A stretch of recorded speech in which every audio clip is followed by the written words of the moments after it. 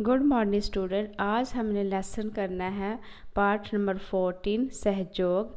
तो स्टूडेंट शुरू करते हैं। सहयोग शब्द दो शब्दों के योग से बना है, सह प्लस और योग। सह का अर्थ है साथ, योग का अर्थ है मेल, अर्थात किसी कार्य में एक दूसरे का साथ देना, हाथ बटाना। प्राय ऐसा सुना जाता है कि कोई भी मानव अपने में पूरा नहीं, और है भी ये सच्चाई। किसी में बुद्धि की कमी होती है, किसी में शारीरिक बल की कमी होती है, कोई धन के अभाव से दुखी है। यही नहीं, स्वभाव में भी विविधता दिखाई देती है, जिसके कारण अनेक कमियां मानव में आ जाती है। ऐसी स्थिति में आपसी सहयोग द्वारा हम अपनी कमियों को पूरा कर सकते हैं और उद्देश्य को प्राप्त कर सकते हैं। अंधे और लंगड़े की प्रसिद्ध कहानी सहयोग का अच्छा उदाहरण है। नदी किनारे एक गांव था, उसमें एक अंधा और लंगड़ा रहता था। वर्षा के दिनों में वहां बाढ़ का पानी आ गया। लोग गांव को छोड़कर भाग गए। अंधा और लंगड़ा क्या करते? दोनों निराश थे। लंगड़ा चल नहीं सकता था और अंधा देख नहीं सकता था। लंगड़े को एक उपाय सूझा। उसने अंधे को कहा, तुम मुझे अपने कंधे पर बैठाओ, मैं तुम्हें रास्ता बताऊंगा, तुम आगे बढ़ते जाना। इस तरह एक दूसरे के सहयोग से हम दोनों सुरक्षित स्थान पर पहुंच जाएंगे। अंधा सहमत हो गया। दोनों आपसी सहयोग द्वारा गांव से बाहर आ गए। इनकी जान बच गई। ठीक है बेटा, तो आगे है हमारा। इसी तरह से यह पेज पहले सेट कर लेते हैं अपना। हाँ जी, कई बार अचानक मुसीबत आ घेरती है। अकेला मनुष्य आदमी अब उसका सामना नहीं कर सकता। सहयोग वह पारस है जिसके स्पर्श से लोहा भी सोना बन जाता है, इसका मूल्य बढ़ जाता है। एक दिन का कितना कमजोर होता है, पर अनेक दिन के परस्पर सहयोग द्वारा मजबूत रस्सी का रूप धारण करते हैं, जिसमें मस्त हाथी भी बांधा जा सकता है। ठीक है बेटा जी। आगे है, सहयोग से संबंधित एक कथा हितोपदेश में आती है, मतलब अपने मन में आ रही है, मुझे याद आ रही है कि क्या है उपदेश का क्या मतलब होता है। सहयोग का कितना पावरफुल मीनिंग होता है।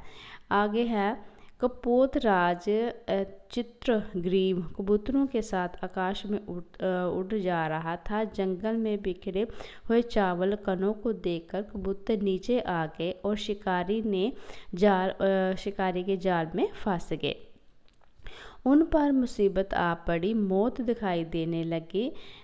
कपोतराज चित्रग्रीव ने उन्हें धैर्य बंधवाया, मतलब उनको हिम्मत देने के लिए कोशिश की। तो उन्होंने साहस से इकट्ठे मिलकर उड़ने को कहा। उन्होंने परस्पर सहयोग किया। वह जाल को उड़ाकर ले आए और दूर निकल के शिकारी हक्का बक्का रह गया। ठीक है। एक और सहयोग एक प्राकृतिक नियम है। ये कोई बाहरी या बनावटी तत्व नहीं है। प्रत्येक पदार्थ और प्रत्येक व्यक्ति का प्रत्येक काम आंतरिक सहयोग पर अवलंबित है। किसी भी मशीन को ले लो, उनके पुर्जे और मशीन में अंगांगिक भाव का संबंध होता है, मतलब आपसी भाव का संबंध होता है। यदि उसका एक पुर्जा भी खराब हो जाए तो वह मशीन चल नहीं सकती। हम अपने शरीर को ही ले लें, आँख, नाक, कान, हाथ, पाँव, इसके विभिन्न अंग हैं। शरीर अंगी है। ये परस्पर सहयोग द्वारा शरीर का धारण और पोषण करता है। किसी अंग पर चोट आती है तो मन एकदम वहां पहुंच जाता है। पहले क्षण आँख वहां देखती है और दूसरे क्षण हाथ सहायता के लिए वहां पहुंच जाता है। इसी तरह समाज और व्यक्ति का संबंध है। ये समाज शरीर है तो व्यक्ति उसका अंग है। जिस प्रकार शरीर को स्वस्थ रखने के लिए अंग परस्पर सहयोग करते हैं, उसी तरह समाज के विकास के लिए व्यक्तियों का आपसी सहयोग अनिवार्य है। अनिवार्य मतलब जरूरी है। शरीर की पूर्णता अंगों के सहयोग से मिलती है। समाज की पूर्णता व्यक्तियों के सहयोग से मिलती है। प्रत्येक व्यक्ति जो वहाँ पर है अपने काम ईमानदारी और लगन से करते हैं और समाज फलता फूलता है। ठीक है, जैसे सहयोग देंगे तो सभी को लाभ होगा। आगे है, मनुष्य एक सामाजिक प्राणी है। समाज के अभाव में वह निराश पशु ही रहता है। समाज जोड़कर पदार्थों का समूह नहीं है, वह नर नारियों के परस्पर सहयोग और प्रेम से बनता है। उसी से मानवता विकसित होती है। आज भी यदि हम किसी शिशु को समाज के पृथक मतलब अलग कर दें, तो उसे किसी जंगल में छोड़ दें, तो आप जान सकते हैं कि वह वहाँ क्या होगा। वह निरा पशु ही रहेगा। वह हमारी तरह बोल नहीं सकेगा। उसका मानसिक और बौद्धिक विकास नहीं होगा। भाषा, साहित्य, संस्कृति और सभ्यता, ज्ञान विज्ञान के क्षेत्र में मानव ने जो प्रगति की है, वह किसी एक व्यक्ति की देन नहीं, बल्कि अनेक नर नारियों के सतत सहयोग का परिणाम है। आगे है हमारा, आप भी समाज के अंग हैं। इसका पहला सत्र परिवार है। परिवार अंग की है। माता पिता भाई बहन उनके अंग हैं। इस सब अपना अपना काम अच्छी तरह से करते हैं। माता का काम घर चलाना, माता घर का काम काज करती है, बच्चों का पालन पोषण करती है। पिता ईमानदारी और मेहनत से रोजी कमाते हैं, मतलब काम पर जाते हैं, पैसे कमाते हैं।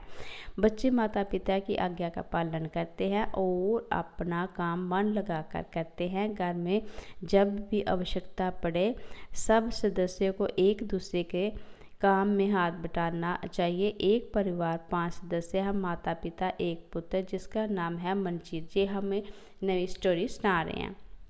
मनजीत सिंह है, उसकी 2 बहनें हैं, हरजीत कौर। ये सेट करें पहले पेज अपना। हाँ जी, हरजीत कौर बड़ी बहन है, स्वर्ण छोटी बहन है। माता अकेले घर का काम करते थक जाती है, तो हरजीत सफाई और कपड़े धोकर माता को सहयोग देती है।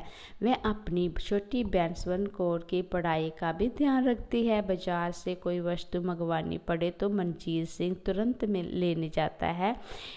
मेहमान का सब स्वागत करते हैं। वह सब प्रेम भाव से रहते हैं और इकट्ठे मिलकर खाना खाते हैं।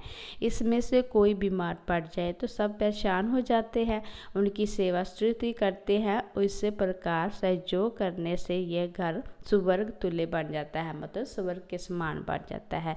3 बच्चे अपने माता पिता की आंखों के तारे हैं। तीनों बच्चे क्या है? आंखों के तारे, मतलब बहुत प्यारे हैं और घर की इज्जत को 4 चांद लगाते हैं। पड़ोसियों से भी सहयोग करना चाहिए। एक अच्छा पड़ोसी बनना चाहिए। पड़ोसियों की कुशलता पूछनी चाहिए। बड़ों का सम्मान करना चाहिए। पड़ोसियों से मेल जोल बढ़ाना चाहिए। साफ मन में उनकी खुशी में शामिल होना चाहिए। सम्मिलित मतलब शामिल होना चाहिए। सेवा भाव से उसकी बीमारी आदि में भी सहयोग करना चाहिए। उनकी सुख सुविधाओं का पूरा ध्यान रखें। अपने घर की सफाई करके कूड़ा करके पड़ोसी के द्वार के आगे ना फेंकें। ऐसी बातों ऐसे वह परेशान हो सकते हैं और विवाद हो सकता है। ऐसा कोई काम ना करें जिससे पड़ोसियों को कष्ट हो। इस तरह यदि आप सहयोग देंगे तो वह भी पीछे नहीं रहेंगे। इसी आपसी सहयोग से गली मोहल्ले का वातावरण सुखद हो जाएगा, मतलब अच्छा हो जाएगा। ठीक है, आगे है हमारा, स्कूल एक संस्था है। विद्यार्थी और अध्यापक ही नहीं, चपरासी से लेकर मुख्य अध्यापक तक सब लोग इस संस्था के अंग हैं। अपने अपने स्थान पर सब लोग अपना कामकाज करते हैं। सबके सहयोग से संस्था दिन दूनी रात चुगनी उन्नति करता है। वहाँ पर अपने आपको सहयोग में अनेक अवसर मिलेंगे। समय पर स्कूल आना, अपनी कक्षाओं में शांतिपूर्वक बैठकर संस्था का नियमों का पालन करना अनुशासन में सहयोग दे सकता है। रद्दी कागजों को इधर उधर ना फेंककर उन्हें कोनों में रखे हुए टिन में डालकर संस्था की सफाई में सहयोग दे सकते हैं। अपने सहपाठियों से भी सहयोग बढ़ाना चाहिए। मोहन और सोहन सहपाठी है। एक बार मोहन में से पेंसिल लाना भूल गया, घर से पेंसिल लाना भूल गया। मोहन के पास 2 पेंसिल थी। मोहन ने पेंसिल सोहन को दे दी। सोहन ने अंगूठा दिखा मोहन ने सोहन से पेंसिल मांगी। सोहन ने अंगूठा दिखा दिया। मोहन का मुंह उतर गया। सब मोहन भी ऐसे मौके की प्रतीक्षा करने लगा जिससे वह सोहन को नीचा दिखा सके। ऐसी बातों में आपसी घृणा और द्वेष बढ़ता है। इसके विपरीत यदि मोहन सोहन को पेंसिल देकर सहयोग देता तो उसे अपना मित्र बना लेता। आपके सभी सहपाठी समान है, उसमें कोई बड़ा छोटा नहीं, उसमें कोई भेदभाव नहीं करना चाहिए, इससे प्रेम करना चाहिए। एक स्कूल की 8वीं कक्षा में मदन नामक एक छात्र था। वह निर्धन था, वह पुस्तकें कापियाँ नहीं खरीद सकता था, उसके वस्त्र फटे हुए थे। उसका सहपाठी मनिंदर जमींदार का पुत्र था, उसके पास धन की कमी ना थी। उसने अपने सहपाठी की मदद की, कापियाँ पुस्तक कपड़े देकर सहायता की। धन का सदुपयोग यही है कि उससे दूसरों की सहायता की जाए। यदि आपका एक निर्धन सहपाठी निर्धनता के कारण निराश रहता है तो उसका चेहरा खिलता नहीं, तो आपका अपने धन को अपने तक सीमित रखना एक सामाजिक अपराध है। धन की तरह ज्ञान को भी अपने तक सीमित नहीं रखना चाहिए। यदि आपकी गति गणित में अच्छी है, मतलब आपको गणित आता है और अपने एक साथी को सवाल नहीं आता, तो आपका कर्तव्य है कि आप उसे सवाल समझाएं। इसी तरह यदि कोई बालक हष्ट-पुष्ट है तो उसका कर्तव्य बनता है कि वह अपने से कमज़ोर सहपाठी की रक्षा करे, उसे तंग करने कि किसी की हिम्मत ना हो। इसी तरह आपसी सहयोग में अपनी कक्षा का वातावरण मैत्रीपूर्ण हो जाता है, मतलब सहयोग वाला हो जाता है, अच्छा हो जाता है। खेल के मैदान में भी तो सहयोग का क्षेत्र विस्तृत हो जाता है। प्रत्येक टीम में सहयोग की भावना अनिवार्य है। मिलजुल कर टीम भावना से खेल में भाग लेने से विजय प्राप्त होती है। ठीक है बेटा, इस तरह लेसन बहुत लंबा हो जाता है रीड करने से। तो मैं आपको बता दूं कि ये हमारा सहयोग जो है, हमें एक दूसरे के साथ सहयोग करना चाहिए और मिल बांट के रहना चाहिए। तो घर में भी सहयोग करना चाहिए, स्कूल में भी, और किसी भी क्षेत्र में सहयोग के बिना कोई काम नहीं होता। इस तरह बेटा ये हमने पूरा लेसन जो है रीड कर लिया है। आई होप कि आप ये अच्छी तरह से सुन लेना और आपको समझ आ गया होगा। नेक्स्ट वीडियो में हम इसकी बैक एक्सरसाइज करेंगे, तब तक आप इसको अच्छी तरह से सुन लो। बहुत सारी एग्जाम्पल हैं सहयोग के लिए, क्योंकि अगर मैं पूरा रीड करवाऊंगी तो ये वीडियो बहुत लंबी हो जाएगी। ठीक है बेटा, टेक केयर और लेसन को ज़रूर रीड करना, तो आपको अच्छी तरह से समझ आएगा, तभी हम इसके क्वेश्चन आंसर कर पाएंगे। ठीक।